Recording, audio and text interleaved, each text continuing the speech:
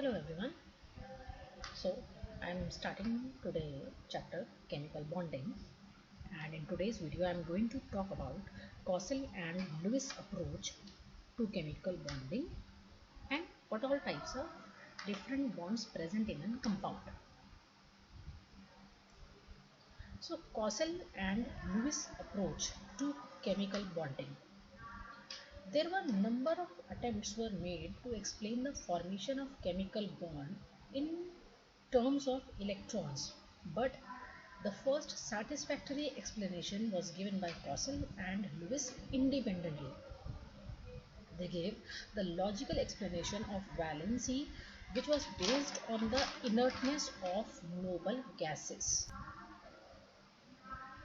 On the basis of this, they explained, or I can say they proposed one theory which is called as electronic theory of valency.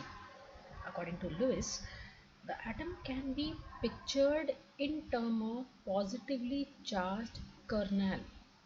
What is kernel? Kernel is the nucleus plus inner electrons.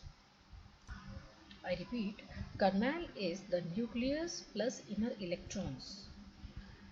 The atom can be pictured in terms of positively charged kernel, and the outer shell can accommodate maximum 8 electrons.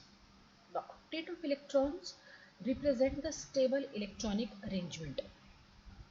Lewis stated that each atom achieves stable octet during the formation of chemical bond.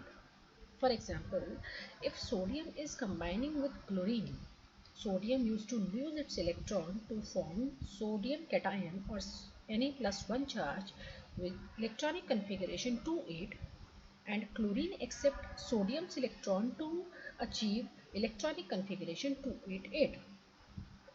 This kind of bonding we know it is ionic bond. Some other cases like hydrogen, fluorine, chlorine, these are the molecules formed by the sharing of electrons in between the atoms. Now, octet rule. Cossel and Lewis proposed an important theory for explaining the formation of chemical bond known as electronic theory of valency, and this theory is mainly based on octet rule developed by Lewis. Octet rule is based on the stability of noble gases due to the presence of 8 electrons in valence shell. We can say Ns2 and Np6 would be the configuration of last shell or valence shell. This rule states that during the formation of chemical bond, atom can lose electron, can gain electron, or can share its electron, so that its valence shell would be having 8 electrons. And in this way, atom can attain the nearest inert gas electronic configuration. The octet rule was found to be very useful in explaining the normal valency of elements and in the study of chemical combination of atoms leading to the formation of a molecule. We can say here it should be noted octet rule is not valid for atoms like hydrogen and lithium, because hydrogen is having only one electron and lithium is having electronic configuration 2,1.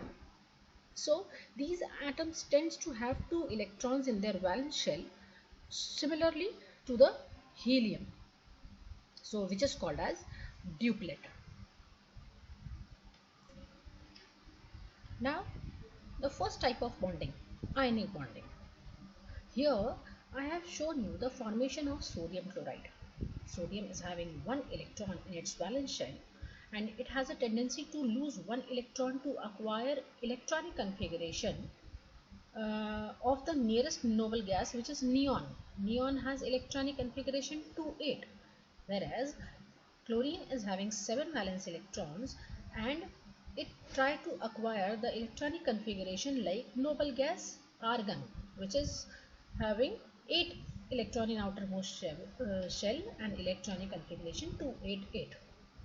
So during the combination of sodium and chlorine atom, the electron of sodium will transfer from sodium to chlorine. That's why sodium will acquire positive charge and chlorine will acquire negative charge. Similarly, on the screen you are seeing the formation of magnesium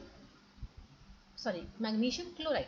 Here magnesium is having 2 electrons in its valence shell, and 2 chlorine atoms are having one electron each in, oh sorry, 2 chlorine atoms are having seven electrons each in the valence shell.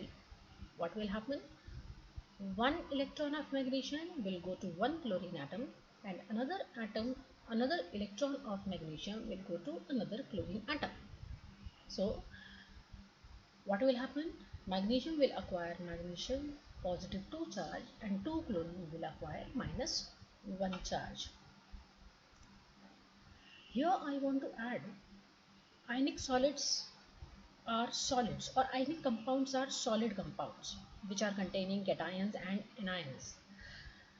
Quantum treatments help us to understand the formation of ionic bond between the ions of different elements. Formation of ions depends on the ease with which an atom can lose or gain electron. Ionization is always an endothermic process, which while electron gain process can be exothermic or endothermic. So elements having low ionization enthalpy can readily form ionic bond with the elements having high negative value of electron gain enthalpy. Both these processes takes place in gaseous phase. All ionic compounds in the solid state have each cation surrounded by a specific number of anions and vice versa. The arrangement of cations and anions in crystalline solid is ordered, and they used to held together by strong force of attraction. During their formation, these compounds crystallize to form gaseous state to solid state. The structure in which they crystallize depend upon the size of ion, the arrangement in what way they are packed, and other factors also. I can say here the overall stability of the ionic solid depend upon the interaction between the ions and energy which is released during the formation of the crystal. And one term I want to introduce here is lattice enthalpy. Lattice enthalpy of an ionic solid is defined as the energy required to completely separate 1 mole of solid ionic compound into gaseous component. For example, if I am saying you lattice enthalpy of NaCl is minus 788 kilojoule per mole. That means 788 kilojoule of energy is required to separate 1 mole of NaCl into 1 mole of sodium ion and 1 mole of Cl ion into to the infinite distance.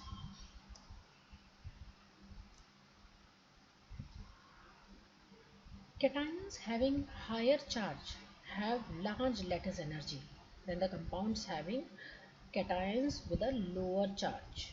As the size of cation decreases, lattice energy increases.